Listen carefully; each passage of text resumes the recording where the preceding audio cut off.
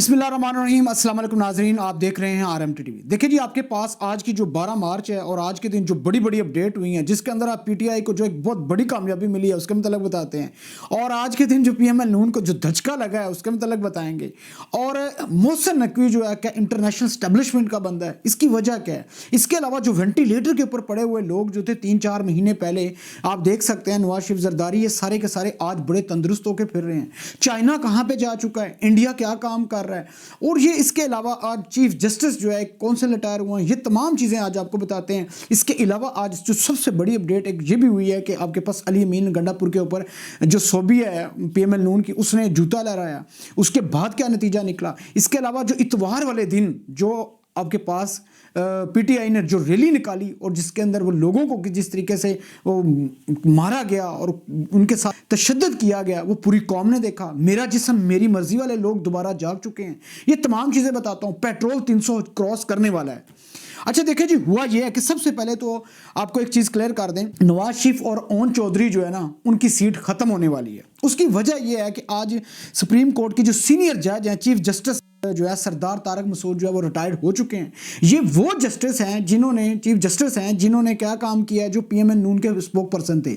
जो भी पीटीआई का केस जाता था ये उनको बिल्कुल एक किस्म के साइड पर रद्द कर देते थे, जिसकी वजह से होता ये था, ये कमेटी थी उसकी बनी हुई जिसके अंदर ये मेन उसके मेंबर थे, जिसकी वजह से सारा मसला ख़राब था। और ये पीटीआई भी 12 मार्च का इंतज़ार कर रही थी किसी तरीके से ये जाएँ और उसके बाद हम अपने केस लेके जाएँ। इसके बाद जो है बहुत जल्द जो है ना, जब वो फॉर्म 45 वाला ये जाली जो मैंडेट है इन्होंने जो लिया है, ठीक है, ये जब जैसे ही वहाँ पहुँचेंगे दोबारा फॉर्म 45, ये अगर ये हल्के ओपन हो जाते हैं, 4 हल्के जो इमरान खान कह रहा है, ठीक है, जिसमें से नवाज शरीफ और ओन चौधरी जो है वो साइड पे हो जाएंगे। और अगर नवाज शरीफ की सीट चली जाती है तो पीछे पीएमएल नून के पास पीछे कुछ भी नहीं बचता। इससे मतलब चलता है कि पाकिस्तान की एस्टेब्लिशमेंट ने अपना काम कर दिखाया और इनको नवाज शरीफ को जैसे वो लेकर आए थे कबूतर उड़ाने के लिए, और वो कबूतर उड़ाते रह गए।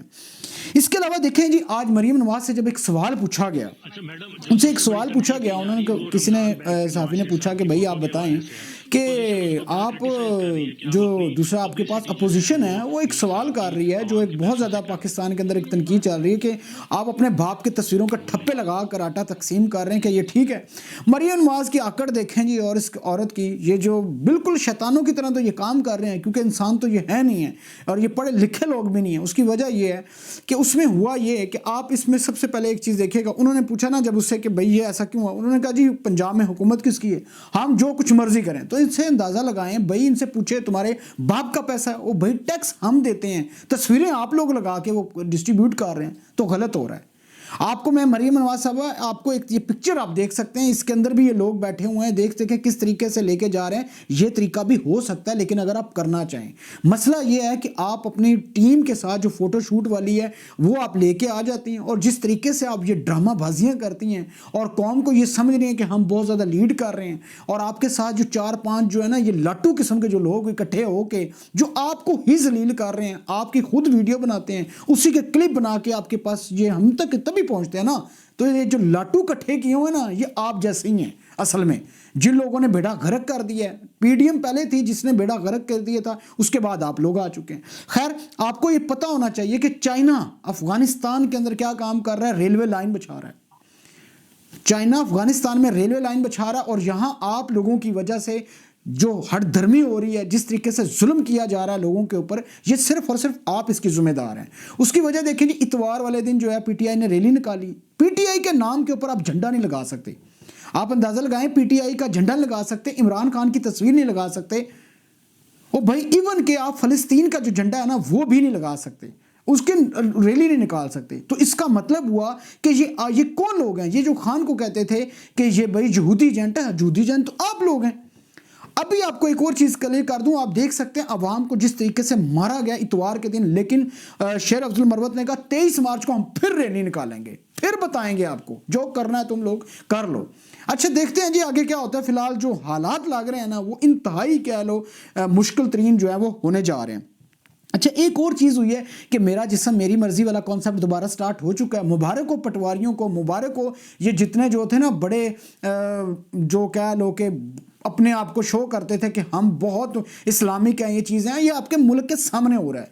कुछ अरसे की पहले की बात है कि एक औरत है, उसने आपने देखा होगा کہ وہ حلوہ لکھا ہوا تھا پورے اس کے اوپر اور بازار کے اندر چلے گئے.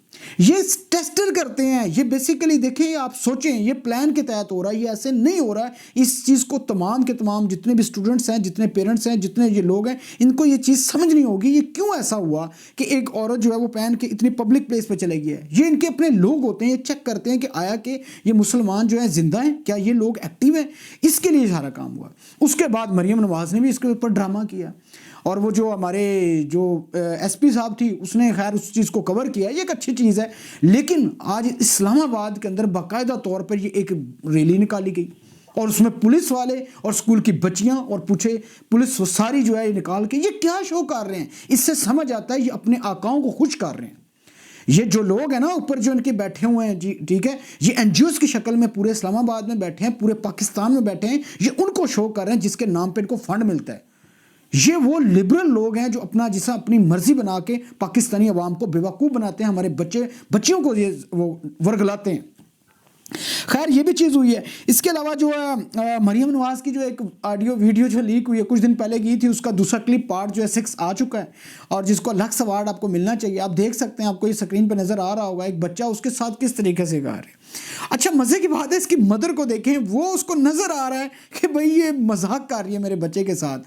تو یہ اندازہ لگائیں ان لوگوں کیا بے وقوف ہیں, ان کو سمجھ نہیں آتا. یہ جتنے لاٹو کٹھے کیے ہوں ان لوگوں نے, ان لاٹوز کو ان کو سمجھنا چاہیے. خدا کا واسطہ اگر آپ لوگ ان کے ساتھ اتنے ہی مخلص ہیں, کم از کم کلپ جو نکالتے ہیں اس کا دیکھ لیا کریں کیا چیز ٹھیک ہے کیا چیز غلط ہے. اور آج کے پی کے اسمبلی کے اندر علی امین گنڈا پور کے اوپر ایک جوتا لہرایا صوبیہ شاہد نے.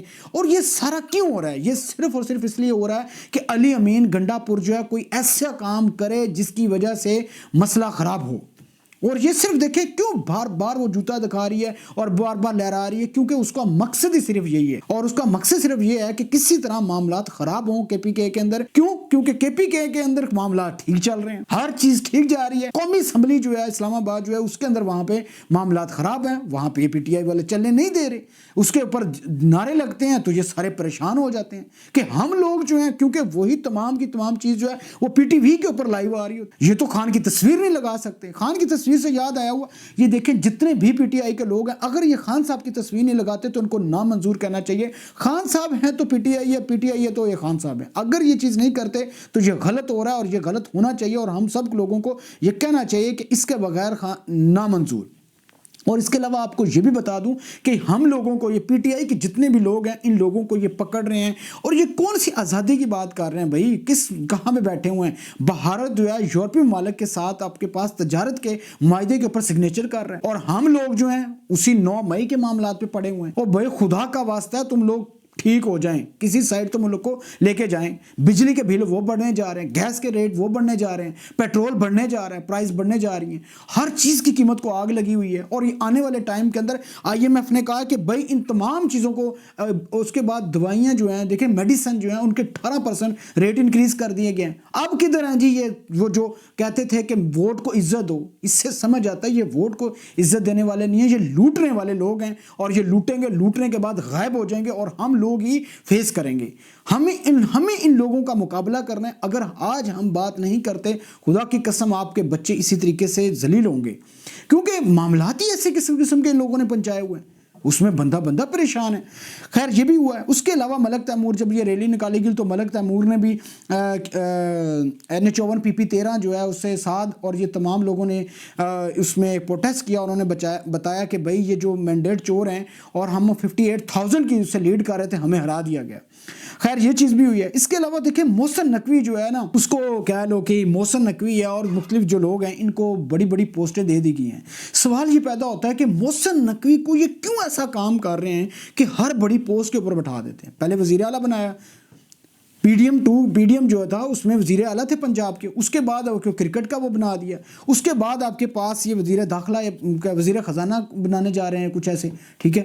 تو اس کے اندر یہ دیکھیں اگر یہ چیز کام کر رہے ہیں, یہ اس کو دے رہے ہیں, تو لازمی بات ہے یہ انٹرنیشنل اسٹیبلشمنٹ کا بندہ ہے. یہ محسن نقوی انٹرنیشنل اسٹیبلشمنٹ کا بندہ, یہ ہو ہی نہیں سکتا کہ آپ کے پاس اس کو اتنی بڑی سیٹ دے دی جائے, اس کو پروٹوکول دیا جا رہا ہے. لیکن خواجہ آصف نے جو ہے نا, انہوں نے اعتراض کیا, انہوں نے ایک چیز کا اعتراف کیا. انہوں نے کہا کہ محسن نقوی سے پچھلے 1.5 سال سے سیاسی رشتہ داری ہے.